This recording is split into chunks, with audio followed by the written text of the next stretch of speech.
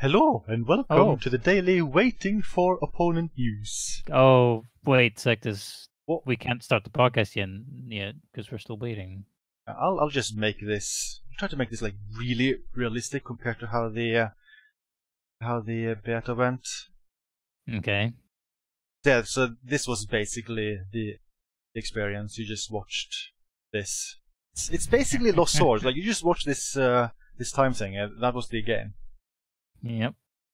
Just keep spinning. Should we mention that we're talking about the network test which happened last weekend with Sword River 6 on PS4 and Xbox One? Might be a good place to start. But yes, that's what we're talking about. We all managed to get a chance to play it. Unfortunately, Ice Wave is not here, but I have some notes from him which I'll mention for him. Yeah, so despite all the odds, we all managed to play it. Yeah, I don't own a PS4 Xbox One, so I went through some trouble getting access to one, but I managed to find a friend of a friend who was willing to lend one to me, so that was very nice of him.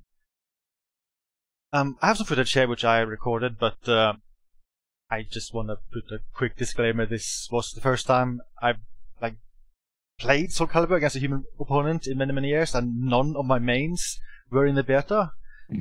So it was a lot of just reusing the same 3 moves with various characters. And that's pretty much what I did with everybody, including my main. Yeah, it's mean they didn't have any training mode in this. Yeah. And outside of the game, they had a fairly good manual, which I'll show later. But that is something they should have just included with the game itself. So you didn't have to go to a website to see it. Yeah, I was not aware of the existence of this manual until I was already streaming the network test. Yeah. But yeah, the main thing is that, which we mentioned earlier, was that I think the matchmaking was completely broken. It wasn't good. Even when setting all the search parameters to any, it took ages to find anyone. Yeah, and if you select the best parameters, like 4 bars in the same region, you wouldn't really find matches at all. Yeah, and I tried to get match made against Icewave. We were both searching at the same time, and we were both in the same region and everything, but we never ever found each other, which I don't know. I don't know how, but it must be broken. I'm a little bit worried that it'll be broken in the final release as well. Yeah, it does not instill a lot of confidence. I think it makes sense that probably the build used for the beta, it must be either it is probably more recent than the build on the disc because they finished the game a month ago. Oh, yeah, that's right. But hopefully they're working on a patch to make the matchmaking not horrible, because that matchmaking was extremely bad. Is that gonna mean a day 1 patch then? Can't play the game until you download some big patch. Maybe. Oh, here comes the horse. Oh yeah. Nightmare's Pony. That is probably one of the better critical edges, in my opinion. Wait, was that the thingy thing where the thingy thing happens? See this again. Mm-hmm.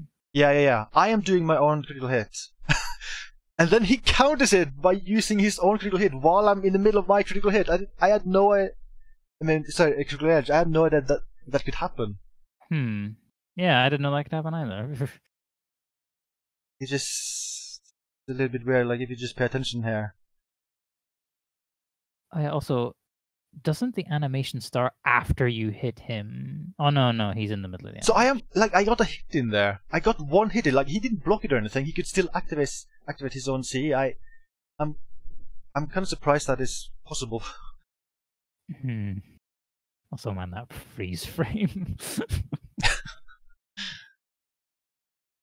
But I will have to say, it very much plays like Soul Calibur. I think I've forgotten that, hey, Soul Calibur is actually really fun to play. It's a reason why I've been excited about this game.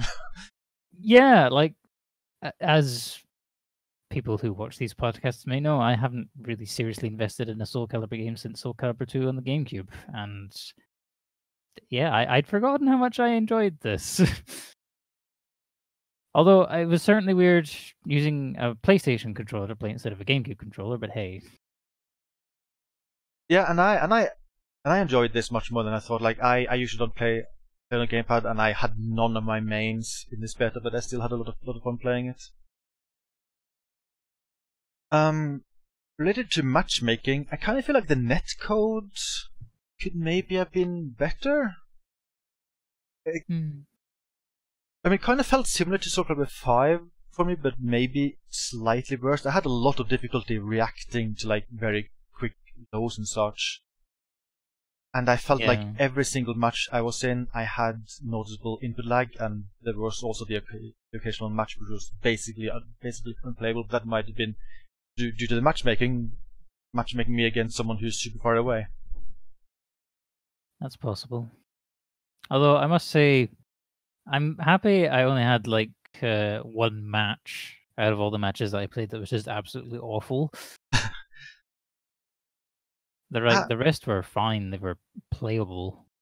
I had several which were horrible, but then again, I did almost all the time matchmake with all of the search parameters set to any, so I would occasionally get matchmade against people in like Japan, and that was not playable at all. I mostly got matchmade against people in USA, if I recall, which is not ideal because I'm in Norway. Yeah, it might have had something to do with like the time of day we chose to play. Like I did my stream in like the late morning UK time, and you were doing it in the evening in your time. I also tried playing like during the afternoon, and I still mostly got matchmade against people in USA. Yeah, okay, that's weird. Well, I mean, the matchmaking is just broken, so hard to tell what's going on. But yeah, with Sophita on screen, I guess I could talk a little bit about her. I played as her quite a bit, and she very much plays like Sophita. She's got some interesting changes. I want to say that with forward AAA, she's got a new mix-up, which is very similar to her old back AAA, which she also still have. And I noticed she's taken a few minor things from both Pyra and Pyra Omega. For instance, she has this move where she like flies up in the air and juggles the opponent like just two slashes and a kick. She had this in all games, but he did it in a completely different way. It was an extension of a move 2B where she crouches and then throws with the sword. But in this game, it does the same way as Pyra does it. It's just a sidestep and then B, and that's it. And she got one of the new kicks Pyra Omega got, like to go forward and kick. Okay. So it's interesting that they're taking stuff from Pyra. I haven't noticed anything from Cassandra with this version of Sophita, which gives me maybe a little bit of hope that that Cassandra could be DLC. I remember watching this match live. Yeah, I just had to include this clip. This is apparently something Tira can do when she wins a reversal edge. She will pounce the opponent and kiss them. And apparently that does a lot of damage. Yeah. We'll talk about reversal edge a little bit later in the podcast, but yeah, reversal edge is it's not something you should ignore because it can be pretty powerful. It even gave her some health back there. Oh, so it's like a absorption technique thing? Yeah. That skip. Yeah, that was funny. Yeah, you can see she gained. Oh yeah. Not a lot, but she got some health back. Hey, Mitsurugi. Yeah, I think these are some screenshots of game in general I took. I found this opponent was just spent a lot of time just messing around and not actually fighting. We just like ran each other, just did dancing. Then we eventually got this. Time up with no damage. What? That was a good match. How?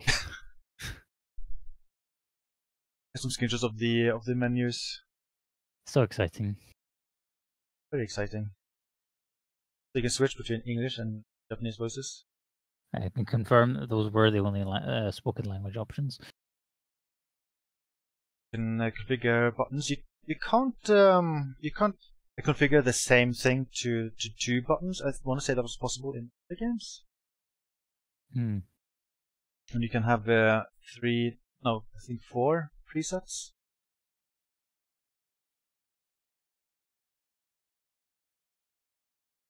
Oh yeah, and this is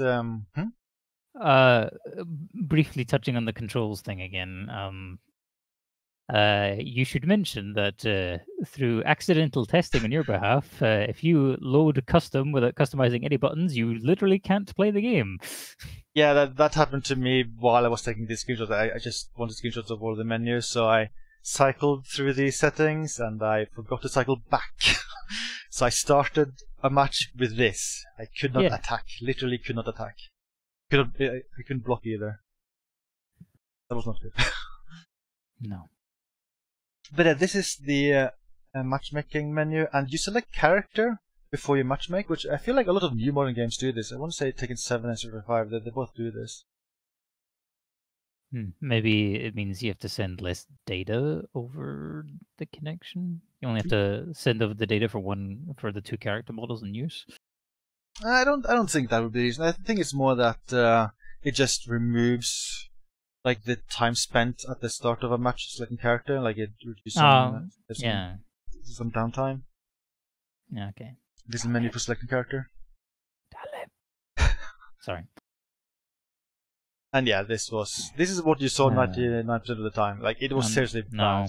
No. It was really bad. I'm covering this up. I'm pretty sure we had many cases of spending more than 5 minutes just waiting for a match. Oh, oops. Oh yeah, and I downloaded some screenshots from xboxdvr.com. Yeah, that's a site I didn't know existed until today. Yeah, it's a neat thing. Like I want to say that whenever you share anything on Xbox One or Xbox One X, it automatically gets uploaded to this website. Oh, also, there was no like custom title selection, so everybody was fighting for fun. Yeah. So this is from the Xbox One X. So this is a 4K screenshot. Okay. So you can, if you look at the text, this looks like native, not look upscale. But when you look at the 3D graphics, you see like this stair stepping effect. So that's a very obvious sign that 3D graphics are not native. Well, I mean, aliasing can still occur at 4K. It's just not as bad. Yeah, but also you wouldn't get this kind of aliasing that's only when it's being upscaled. There's also some kind of weird effect. Not sure. Oh, your hair. Okay, yeah. I don't know why this happens, but I just assume it's also a side effect of the upscaling. Well, I'm sure we'll get the full technical breakdown from Digital Foundry once the game's out. Because I think they did a technical breakdown of Tekken 7 when it came out. So yeah, so for instance, these are also 4K screenshots from the Xbox One X, and this looks fine. But I'm less impressed by stuff like this, which yeah, that looks blurry. Yeah, I am assuming this is from the ordinary Xbox One at 1080p, and this is not being rendered at 1080p. This looks awfully blurry. Yeah, I want to say Tekken 7 on Xbox One was rendered at like a really low resolution. It might have even been 720p. I don't have any like native screenshots here of the PS4 version, so I have no idea how that compares. So I kind of feel like if you care a lot about image quality, probably wanna go for Xbox One X or PS4 Pro if you can. Well, that is if you don't have a PC. Yeah. And speaking of graphics, I have to say, like, playing the game myself, I mean, it didn't help that I was playing at 720p to make it work with my graphics card, but I was not blown away by the graphics. Like, I don't think this looks that much better compared to, say, Soul Calibur 5. I think it looks very similar overall. I guess I can sort of see that. But it'll be exciting to play the full game at least on PC where I can like actually go crazy with the resolution. Clearly, Zhanghua doesn't have any complaints with the graphics. Well, of course, the text is not complaining. It looks very sharp compared to the 3D graphics.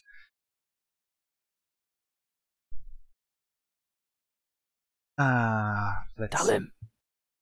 I have many more notes to go through. I can talk about the other characters I tried. I also tried a little bit Ivy. She's definitely based on her version from Soul Calibur 5, she's got a very scary new throw. A mid-range throw. Where you just hold down and do the throw input, and then the opponent will be standing away and you will throw them. And that is scary and very powerful. Okay. I also played quite a bit of Changhua, which is the first time I've started to actually really like her. Oh, what is going on here? I think that's just like because of the CE. Hmm. But yeah, Changhua seems to be a little bit more streamlined. For instance, she has Leisha's sidestep B move, but in Soul Calibur 5, whenever you did that, you would start to move in the opposite direction, which made it slightly awkward to use. But in Soul Calibur 6, you will just continue the same direction. Okay.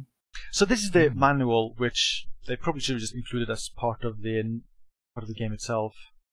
Probably. Might have helped. Just a tad. There's a lot of interesting information about how to play the game. I think I'll just include a link to this in the video description. This is useful stuff. Okay. Look at me. This is worth pointing out. So in earlier games, you had to press A and G or B and G to do the two kinds of throws, but now you press A and G or back in A and G to do the two kind of throws. And they've also changed throw breaks because of this. So now you just press any attack button to break any ordinary throw, and you hold back and press any attack button to break the other kind of throw. Yeah, much easier. And Sectus and I both experienced a lot of throw breaks in our game. I was playing the beta and I always thought, oh wow, people are really good at throw breaking, but seeing this, it makes it apparent that those people were probably just mashing. Yep. They just made it super easy to break ordinary throws now. But yeah, for people who are not super familiar with Soul Calibur, I kind of recommend going through this in detail, because maybe you're not aware that you can move while being knocked up in the air. Yeah, I didn't know that. And yes, here we go, reversal edge. Yeah. Reversal edge. It's a very... This would have been really good to know. I mean, I had looked up the information before I played the beta. I still got a little bit confused. I think a big thing is that when reversal edge is happening, there's a lot of effects on screen, which makes it a little bit hard to tell what animation people are in. Yeah, like I can't tell the difference between a vertical attack and a horizontal attack. And also, I don't know what was happening, but there were times where, for instance, I can remember one time where I held the button for retreating, and my character seemed to have done a vertical attack during the reversal edge, and I don't know why that happened. It could have just been network lag, but it just felt wrong. But yeah, I kind of feel like I don't like the idea of reversal edge, and playing it was at least less annoying than I expected. I was happy to see that there are counters to it. Like if you see it happening, like if you see someone parrying, then it's very obvious. Okay, yeah, I am now just gonna sidestep, and there's no way the reversal edge will actually hit me. And there are other things, like you could use break attacks to get through their parry. But reversal edges are still pretty powerful when people do them. Like if you win a reversal edge, you will usually end it with doing quite a bit of damage to the opponent. Sure seemed that way. And I think the mechanics for it isn't that exciting. It's just rock, paper, scissors with a few extra options. It's like rock, paper, scissors, spoon, and knife. Yeah, if you guess correctly, you win. So, yeah, and one thing in particular, which I am not a fan of, so this is how you activate reversal edge. That is not the only way. There are characters who will automatically do reversal edge at the end of specific strings. Oh. So I was playing as Ivy, I kept activating reversal edge, and I couldn't figure out why. Eventually I figured out her BBB string now has a third hit. It used to be only BB, now it's a third hit. The final hit, reversal edge. Huh. I don't like that at all. I have to pay close attention that I never press B a third time when I try to do her basic B string. And Iceberg told me that Mitsurugi has the same thing, that he has a B string with 3 B attacks, and the third one is like, I kind of wish I could just turn it up. I'm just not a huge fan of the system, so I don't think it's something I would personally want to use very often.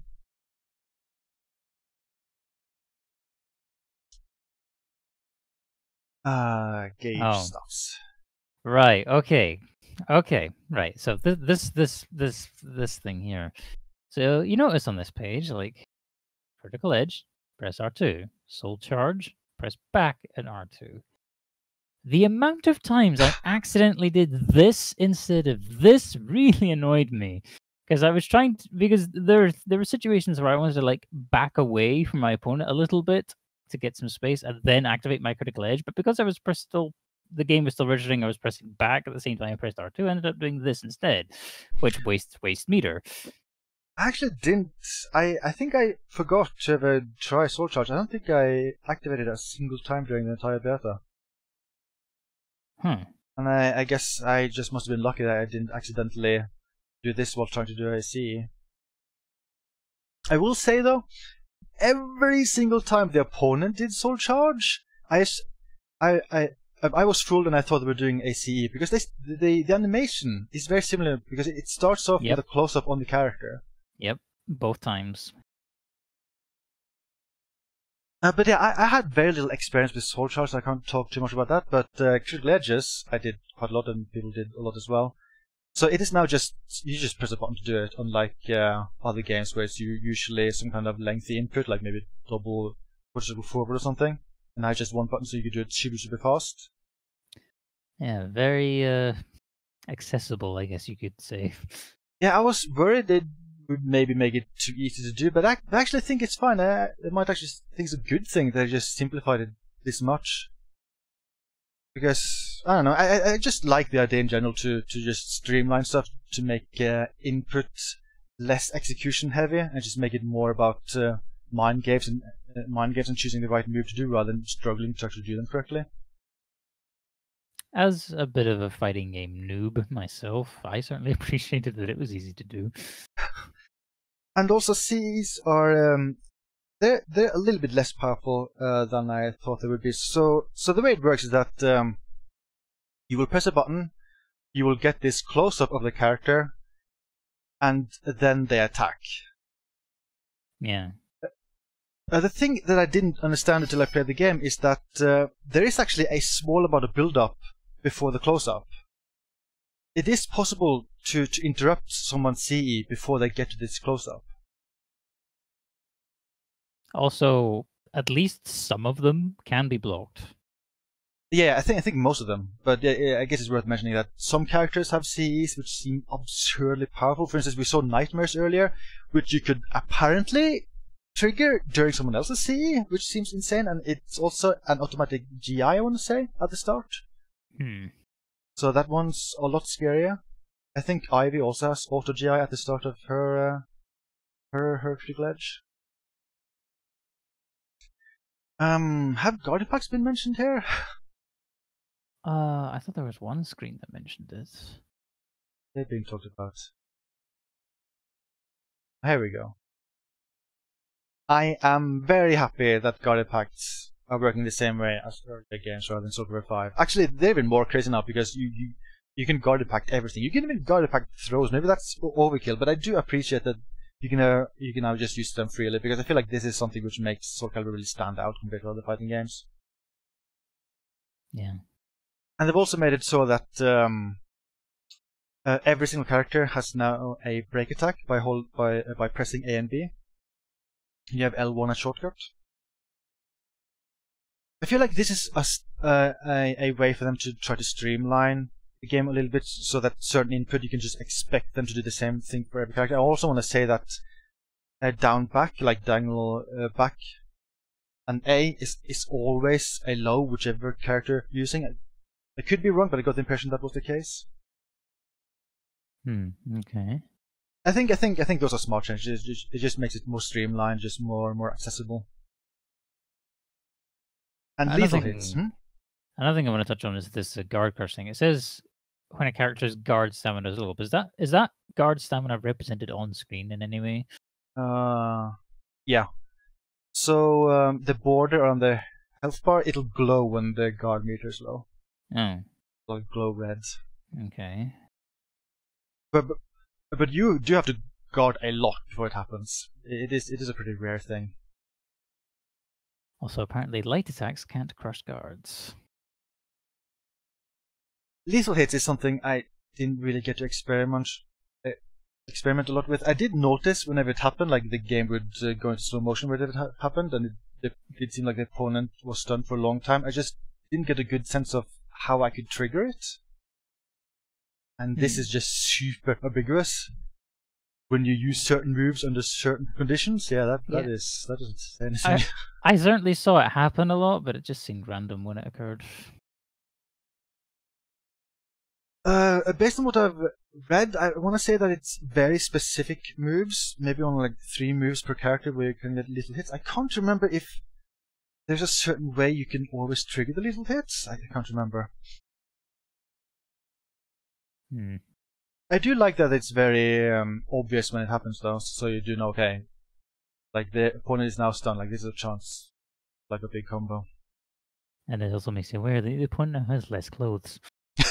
Oh yeah. They always lose the armor when that happens.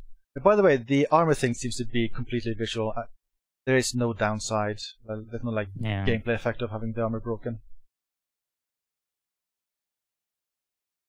I'll look at more of my notes. I wasn't super impressed by the music so far.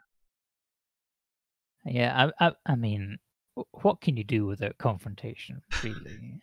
I like the music for this stage, which is a remake of a song from Soul Calibur 1, but otherwise, I don't know, and main menu music was okay, but it definitely didn't strike me as much as the music from other Soul Calibur games like 2, 3, and 4, which I think all have amazing music. Well, I can only comment on 2, which, well, confrontation. I noted that it's nice to have just the bigger movesets back. Soul Calibur 5 had much smaller movesets, and I think it's more fun to have more moves available. Okay. Oh yeah, Geralt, I also barely played as him. Oh yeah, him. He seems extremely easy to use. He's very fast, with a lot of range. He's got some interesting moves with the spells and stuff. So maybe I'll experiment a little bit with him. He can cast like just fire in your face. Yeah. I always feel the same thing about guest characters though, is that I am hesitant to put a lot of time into them because I know that in the next game they're not going to be there anyway. Yeah, probably not. I also briefly tried Grow, but I wasn't super impressed by him. Really, very little I tried of him, but it did seem very easy to use at least. He didn't grow on you. No. My God, the amount of times I've heard that pun. Everyone is doing it. Really? Yes, all the time on Reddit. It's painful. Oh God. It's so bad. That was all the notes I had written down, but Icewave wrote down some stuff he wanted me to relay for him. Oh my, the iciest of notes. So he said that thinks the online ran very well overall, when he could actually find a match.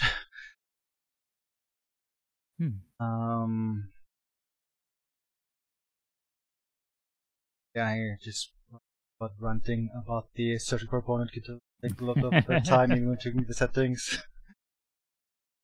I didn't like some of the lag which was there, making it all stuttering sometimes. There was something I noticed as well in a few matches where the lag was so bad that it just made the game literally stutter. Yeah, that happened in that one awful match I had. And there was like a couple mild bits in other matches.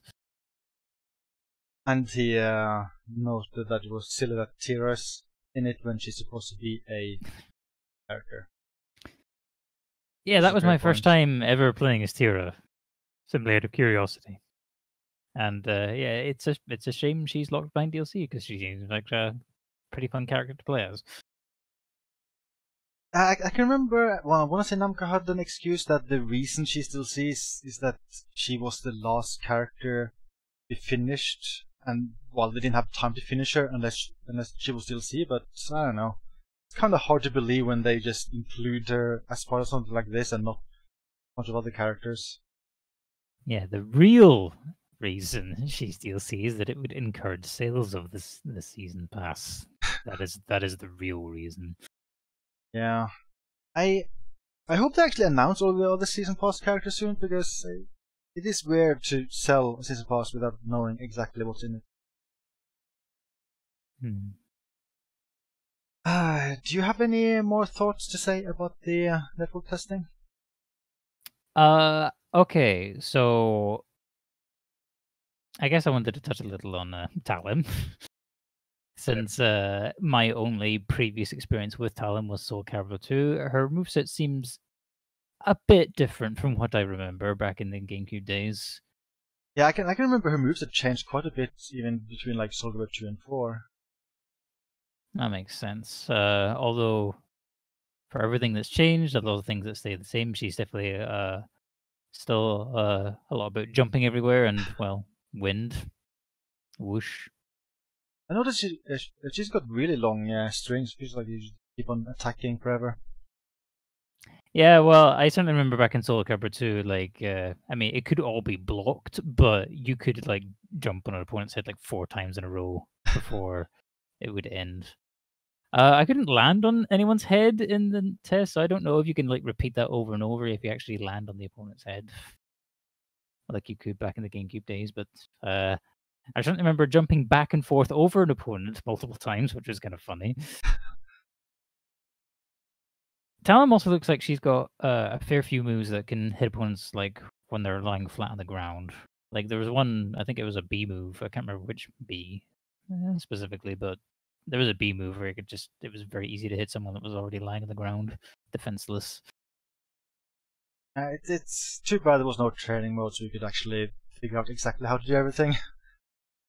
Yeah, also, there was one move I did not do, but you showed me a video clip of it. It looked like this powerful guard breaker move, where she like lets loose like some sort of wind tunnel thing. Yeah, it was briefly visible in the trailer for her, but it has a really slow build up, and the damage is insane. It takes away like a third of the enemy's health bar, like a third or a fourth. It's insane. But it is apparently possible to block. I didn't actually see anyone use it during the test myself, but it's the video of it. Yeah. Also, another thing is that every character in the test, they had 2 color schemes to choose from. Yeah. And I think in most cases, I actually prefer the alternate color schemes. Like this is Nightmare's alternate here. I think this looks better than its default. I think playing the game as like characters makes it apparent that I think I'll miss chippy outfits quite a bit. Just added a lot. It added a lot more visual variety than just different colors. This is true, but it seems to be like the way where a lot of modern fighting games are doing it. I think Dragon Ball FighterZ is the same. It's just alternate colors. There's no alternate costumes really. But overall, I was very pleased with the beta. I had a lot of fun. I feel like there's certain things about the mechanics I'm not a huge fan of. For instance, I probably would just prefer Reversal Edge to not exist at all, to be completely honest. Yeah. But it does not bother me as much as I thought it would. And at the very least, the animations look fancy when doing it. Yeah. And another thing I didn't mention earlier is that I do wish some of the new stuff like Reversal Edge, Critical Edges, I wish the animations for them were shorter. I feel like they break up the pacing too much. For instance, with a Critical Edge, like it usually 3 parts. There's a zoom in, the actual attack, and the guy like making a fancy pose after doing the attack. I kind of feel like you only need one of those things and not all 3. But with all that said, like the game feels very fun, and the gimmicky stuff annoys me less than the gimmicky stuff they added to Soul Calibur 5. Soul Calibur's back. I just want more characters. Like it is so apparent that Namco went cheap with the budget for this game, and I so wish that they would have just gone all in, just giving us a big roster with a lot of features. That would have been amazing, and I really hope they add a bunch more PC characters. But on the bright side, it does seem like even missing characters like Cassandra, I think I'll find other characters I'll be able to have fun as. For instance, I think this will be the first time I might get into playing as the Shanghua. Really interesting. Okay. I think I have a few other things to show here. Oh yeah, this. Oh. What? I don't know who made this. I think this is fan-made. I'm not sure if this is official, but this shows the entire chart of what defeats what during a reversal edge. So yeah, just memorize this. There you go. But it's a messy system. I wonder if the best strategy in the long run will just be to be 100% Rhino, just press something different every time. Yeah, I don't know.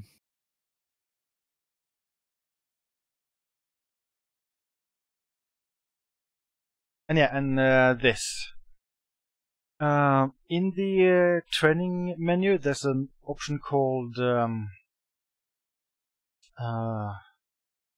I forget what it's called, but it was implying that it was some kind of tutorial thing, and it's this.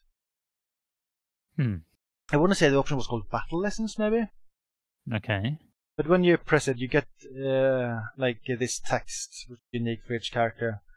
Gives lots of tips how they play. Alright. I have a feeling this might turn off some players because it's just pure text, but I don't know, I think this is better than nothing. I kind of feel like this is better than what you see in a lot of, for instance, Capcom titles, where their idea of tutorials is having a huge list of combos for you to practice, and most of them are just stupidly impossible for a newbie to do. Yeah. Those like long combo strings have really put me off most fighting games, that's for sure. Yeah, so I kind of feel like this is more helpful for people who are willing to just read some text. This shows a lot of hints about how to just generally play as a character. I'm okay with this. And that's all I have prepared for this podcast. Alright then. Any final thoughts?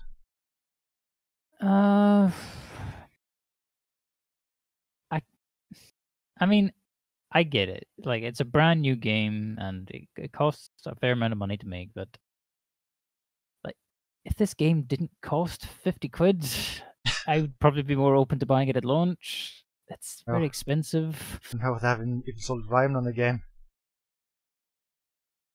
I hope the network test didn't leave a bad impression on a lot of people, because I feel like this probably was not the best way to sell people on the game. Like, the matchmaking was super broken, there was no training mode, there was no way to play against the AI. Yeah.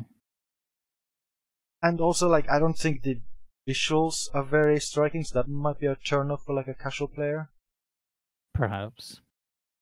We'll have to wait and see how the PC version turns out, because I think Tekken 7 scaled up pretty well on PC, didn't it, visually? Yeah. It definitely had a lot cleaner image quality than I've seen of sort of 6 on console, so.